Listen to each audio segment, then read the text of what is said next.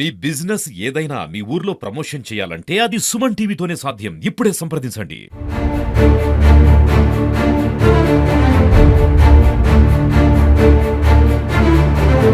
Hi hello welcome to Suman TV.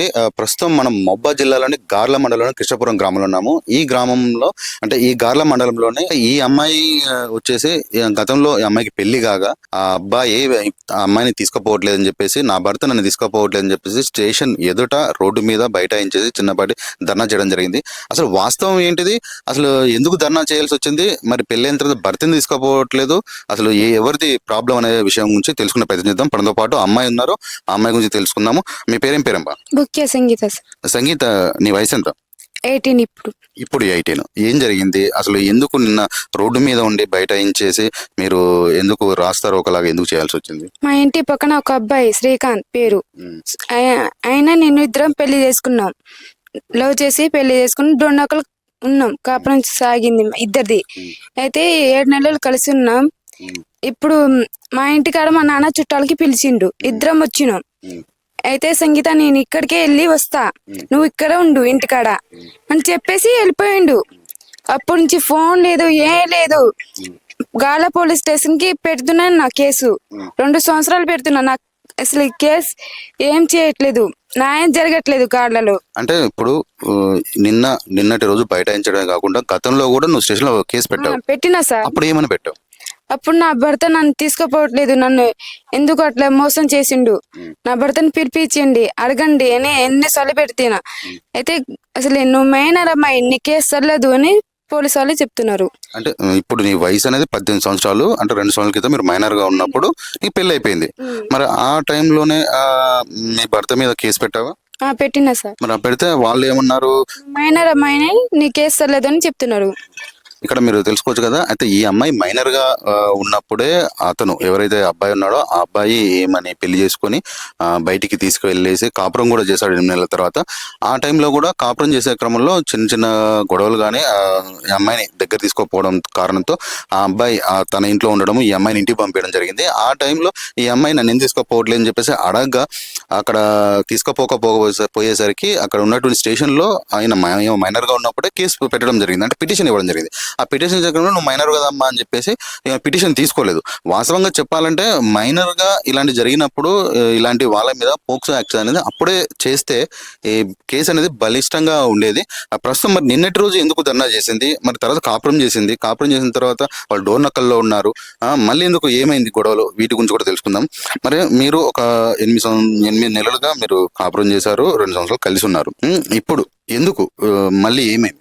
నిన్న case పెట్టి ఇప్పుడు పెద్ద మనుషులు కూర్చోబెట్టారు, అమ్మాయిని తీసుకుపోండి అన్నారు. అయితే నాకు వద్దు అమ్మాయి, నేను డబ్బులు ఇస్తా, ఎంతో అంత తీసుకోండి 2 లక్షలు, నాకు అమ్మాయి అయితే వద్దు అని చెప్పేసి వాళ్ళు అంటున్నారు. ఇప్పుడు ఈ పెళ్లి జరిగేటప్పుడు మీకు పెద్ద మనుషులు ఉన్నారు, అప్పుడు మీరు బయటికి వెళ్ళి చేసుకున్న వాళ్ళ బాబాయ్ వాళ్ళు నాయనమ్మ వాళ్ళు ఉన్నారు. అప్పుడు ఏమన్నారు వాళ్ళు? అంటే తీసుకుపోతాం, మా అమ్మాయిని తీసుకెళ్తాము, మా ఇంట్లో ఉంచుకుంటాము, కాపురం చేస్తా అని చెప్పేసి మీ భర్త గారు అన్నారు సార్. మరి ఏమైంది మధ్యలో, ఏమైంది మీ ఇద్దరికి? ఏం కాలే, వాళ్ళ అమ్మ నాన్నలు వాళ్ళందరూ నేర్పిస్తున్నారు అబ్బాయిని, అమ్మాయిని వద్దు వదిలేసి వచ్చేయి, నీకు వేరే పెళ్లి చేపిస్తా అని వాళ్ళ అమ్మ నాన్న నేర్పిస్తున్నారు, వాళ్ళ అన్నయ్య వాళ్ళు. ఓకే, ఇక్కడ మనతో పాటు తండ్రి కూడా ఉన్నారు, ఈ అమ్మాయి తండ్రితో కూడా మాట్లాడే ప్రయత్నం చేద్దాము. మీ పేరు ఏం పేరండి? సార్ నా పేరు భాస్కర్. ఏం జరిగింది సార్? నా అమ్మాయిని తీసుకెళ్ళి ఇప్పుడు 3వ సంవత్సరం ఇది.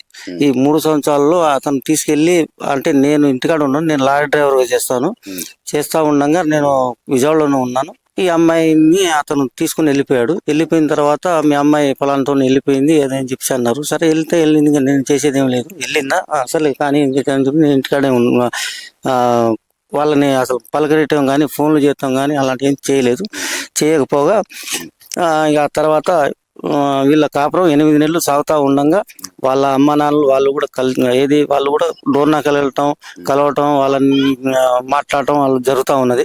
ఇంకా తర్వాత నేను 8 నెలల తర్వాత నేను విజయవాడ నుంచి డ్యూటీ దిగి ఇంటికి వస్తూ ఉండగా డోర్నాకలో నేను ట్రైన్ దిగంగానే వీళ్ళిద్దరు కనబడ్డారు. మా అమ్మాయి వాళ్ళ హస్బెండ్ ఇద్దరు కనబడ్డారు. కనబడిన తర్వాత నేనేం చేశానంటే, ఇంకా అమ్మ ఇక జరిగింది ఇంటికి రండి, రేపు పండుగ ఉన్నది అని చెప్పి చెప్పడం జరిగింది. ఆ పండుగ రోజు తీసుకొచ్చాను. తీసుకొచ్చిన తర్వాత వాళ్ళు ఒక రోజు ఉన్నారు.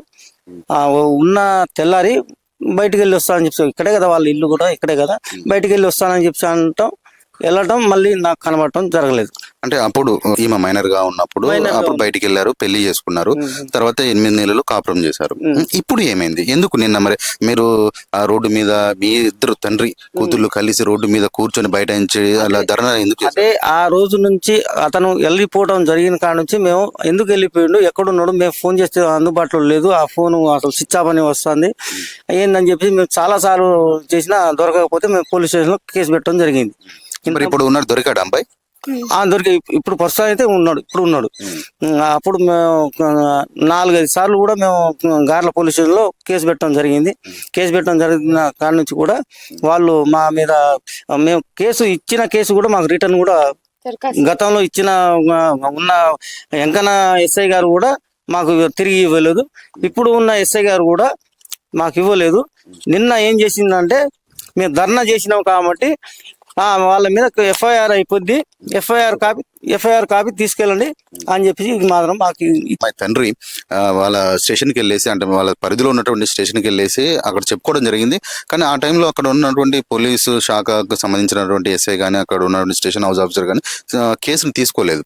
ఈ అమ్మాయి అంటే మైనర్ కాబట్టి మీరు పోక్సో మైనర్ కాబట్టి ఇచ్చేయలేదు అని చెప్పేసి వీళ్ళకి ఏదో మాటలు చెప్పేసి వీళ్ళని పంపించడం జరిగేది. అయితే ఇది జరిగి ఒక 3 సంవత్సరాలు అవుతుంది. ఆ 3 సంవత్సరాల నుంచి ఈ మధ్యలో పదే స్టేషన్కి వెళ్ళడము ప్లస్ ఆ అబ్బాయి తీసుకుపోవడం లేకపోవడం కారణంగా ఈ నిన్నటి రోజు ఈ తండ్రి ఉన్న కూతుళ్ళు నా కేసుని ఎందుకు తీసుకోవట్లేదు, మేము పిటిషన్ అయితే ఎందుకు మీరు తీసుకోవట్లేదు అని చెప్పేసి వాళ్ళు తీసుకోలేకపోతున్నారని చెప్పేసి వీళ్ళు తీసుకోవాలని చెప్పేసి వీళ్ళు అక్కడ ఉన్నటువంటి రోడ్డు మీద బైఠాయించేసి మా పిటిషన్ మీరు ఖచ్చితంగా తీసుకోవాలని చెప్పేసి మాకు తగిన న్యాయం జరిపించాలని చెప్పేసి నేను కేసు వేయడం జరిగింది.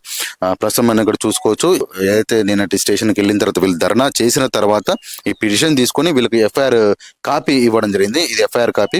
ఈ ఎఫ్ఐఆర్ నెంబర్ కూడా ఇక్కడ మీరు మెన్షన్ చేసి ఉంటారు, తీసుకోవచ్చు. ఈ కంప్లైంట్ లో అసలు ఏం రాసిచ్చారు, ఎలాంటి విషయాలు రాసిచ్చారు అనే విషయాల గురించి కూడా మనం మాట్లాడదాము. మరి మీరు నిన్న పిటిషన్ ఇచ్చినప్పుడు మీరు ఏమని రాసిచ్చారు? మీరు అక్కడ స్టేషన్ హౌస్ ఆఫీసర్ కి, ఎస్ఐ గారికి కానీ సిఐ గారికి కానీ ఏమని రాసిచ్చారు? సార్ మేము రాసిచ్చే దానికి కూడా ఎస్ఐ గారి దగ్గర ఉండి ఆయన వేరే రకంగా అతను రాపిచ్చాడు. మేము బయట రాపిస్తాం అని చెప్పేసి మేము ఆయనకి పదే అడిగితే, మేము బయట వద్దబ్బా సాహెబ్ గారిని ఏది అతను బయట కాగితాలు రాసే అతను వస్తాడు, అతనితో రాపియండి అని చెప్పేసి వాళ్ళ ద్వారానే రాపిచ్చిర్రు. ఆ రాపిచ్చిన దాన్ని కూడా మాకు చదివి కూడా వినిపించలేదు సార్. అంటే మీరు ఏమి రాయాలనుకున్నారు, వాళ్ళు ఏం రాశారు? మేము రాయాలని అనుకున్నది ఏంటంటే, మా అమ్మాయికి న్యాయం చేయాలి. ఏ విధమైన న్యాయం అంటే, మైనర్ ఉన్న అమ్మాయిని తీసుకెళ్లి 8 నెలలు కాపురం చేసిన తర్వాత కూడా, వదిలేసిన తర్వాత కూడా మీకు 5 సార్లు మేము పిటిషన్ రాసి ఇచ్చినా కూడా మాకు రిటర్న్ గా మీరు ఇవ్వలేదు, మాకు న్యాయం చేయలేదు.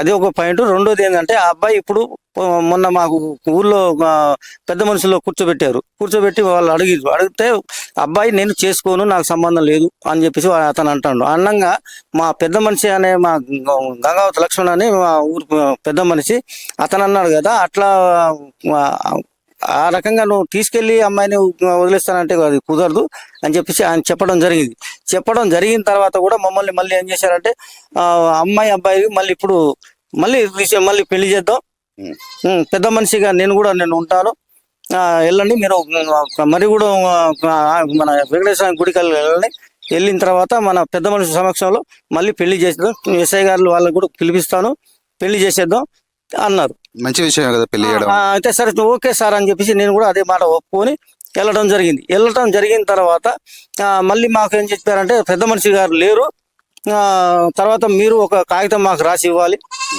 ఏమని రాసి ఇవ్వాలి అంటే, ఆ అబ్బాయితోనే సంతకం పెట్టిస్తాం కానీ తల్లిదండ్రులకు ఎట్టి సంబంధం లేదు, రేపు ఆ అమ్మాయిని ఏం చేసుకున్నా ఎక్కడన్నా వదిలేసినా మాకు సంబంధం లేదు, మా మీద ఉన్న కేసు తీపిచ్చేయి అని నువ్వు రాసిస్తే మేము ఆ అబ్బాయితో తాళి కట్టిస్తాం. అంటే ఏదైతే మీరు కేసు వేసారో ఈ కేసు వాపస్ తీసుకుంటే అమ్మాయిని తీసుకుపోతా అంటున్నాడు. తీసుకుపోతామే కాకుండా మా మీద రేపు ఆ అమ్మాయిని తీసుకెళ్లిన తర్వాత ఆడు ఏం చేసుకున్నా మాతో సంబంధం లేదు, ఆ అమ్మాయికి నేను మళ్ళీ ఈ అమ్మ నా కూతుర్ని ఏం జరిగింది అనే సంగతి వాళ్ళని నేను అడగకూడదు. అలా రాపిస్తే అలా రాపిస్తేనే అమ్మాయిని తీసుకోపోతాం. తీసుకుపోతాం. వాస్తవంగా అసలు అమ్మాయి ఏం కావాలనుకుంటుంది, అసలు అమ్మాయి ఏముంటుంది, అమ్మాయి మాటల్లో తెలుసుకుందాం. మళ్ళీ తనని అడుగుదాము. మరి ఈయన కేసు పెట్టిన తర్వాత వాళ్ళు ఏమన్నారు, మీ భర్త ఎవరైతే మీరు పెళ్లి చేసుకున్నారో అతని నుంచి మీరు ఏం కావాలనుకున్నారు, మీ అత్తమామతో మాట్లాడే ప్రయత్నం చేశారా, మీ భర్తతో మాట్లాడే ప్రయత్నం చేశారా, అతను ఏమంటున్నాడు, వాళ్ళు ఏమంటున్నారు, మీ ఊరి పెద్ద మనుషులు ఏమంటున్నారు? అతనైతే వద్దు, నాకు నీకు డబ్బులు ఇస్తా తీసుకుపో అని చెప్తున్నాడు. నాకు డబ్బులు వద్దు, ఆయనే కావాలి, ఆయన పెళ్లి చేసుకుంటా అని ఆయనతో మాట్లాడితే, ఆయన మాట్లాడావా? మాట్లాడితే అయితే ఏమంటున్నాడు? నాకు వద్దు సంగీత పెళ్లి, నీకెంతో అంత కట్టిస్తా తీసుకుపో, డబ్బులు 2 లక్షలు 3 లక్షలు ఇస్తా, వేరే పెళ్లి చేసుకో అట్లా చెప్తున్నాడు. మరి నువ్వు అడగలేదా అప్పుడు ఎందుకు పెళ్లి చేసుకున్నావు? మరి నేను అయితే తెలిసి తెలియకుండా చేసుకున్నా. ఇప్పుడు నాకు వద్దు, నువ్వు వేరే పెళ్లి చేసుకో, నేను చేపిస్తా, నిన్ను 2 లక్షలు తీసుకుపో అట్లా చెప్తున్నాడు. మరి నువ్వేం కావాలనుకుంటున్నావు? నాకు డబ్బులు వద్దు సార్, అతనితోనే కావాలి మరి జీవితం. మీ పెద్ద మనుషులకు చెప్పుకున్నావా, నాకు డబ్బులు ఏమొద్దు, నేను అతనే కావాలి, నాకు అదే సంవత్సరం ఆయన పెళ్లి చేసుకున్నాను, నాకు మరి అతని కాపురాన్ని పంపించండి. మీ పెద్ద మనుషులు ఏమంటున్నారు? మరి వాళ్ళు కూడా వాళ్ళ సపోర్టే, ఇప్పుడు వాళ్ళ సపోర్టే. 2 లక్షలు తీసుకో, ఎందుకు పెళ్లి అట్లా చెప్తున్నారు వాళ్ళు కూడా. అంటే పెద్ద మనుషులు కూడా మీరు పైసలు తీసుకొని మీరు సపోర్ట్ కాకుండా అతను వేరే పెళ్లి చేసుకుంటాడు, మీరు వేరే పెళ్లి చేసుకోండి, నీ జీవితం నువ్వు చూసుకోమ్మా అని చెప్పి చెప్తున్నారు. మీరు ఇక్కడ విన్నారు కదా, ఇక్కడైతే ఉన్నటువంటి పెద్ద మనుషులను చూస్తే కొంచెం నవ్వొస్తుంది. వీళ్ళు ఇక్కడ ఉన్నటువంటి ఈ బంధాన్ని కలపాలి, కానీ ఇక్కడ ఉన్న ఈ అమ్మాయిని, అంటే కులాలు వేరు కావచ్చు కానీ వీళ్ళు ఆల్రెడీ పెళ్లి చేసుకున్నారు, పెళ్లి చేసుకుని 8 నెలలు కాపురం కూడా ఉన్నారు. వీళ్ళని కలపకుండా నీ దారి చూసుకో, అతను పైసలు కట్టిస్తాడు. అంటే ఈ అమ్మాయికి వాళ్ళు ఫిక్స్ చేసిన అమౌంట్ 2 లక్షల రూపాయలు. ఈ అమ్మాయి అంటే ఇన్ని సంవత్సరాలుగా ఈమె జీవితాన్ని వీళ్ళు చూడట్లేదు, ఈమె ఖరాబ్ అయిన జీవితం చూడట్లేదు. ఇప్పుడు తనని ఎవరు పెళ్లి చేసుకుంటారు? ఇప్పుడు మీరు ఆ 2 లక్షల రూపాయలు మళ్ళీ ఇంకో రెండో పెళ్లి కదా కట్నంగా ఉంచుకోండి, నువ్వు తీసుకో, నేను వేరే పెళ్లి చేసుకుంటా, నువ్వు వేరే పెళ్లి చేసుకుంటా. మళ్ళీ అతను ఎవరైతే భర్త ఉన్నాడో అతను ఏమంటాడంటే నీకు పెళ్లి సంబంధం కూడా చూస్తా అంటున్నాడు, పెళ్లి సంబంధం చూస్తాను కూడా అనడం ఈ విధంగా ఉంది.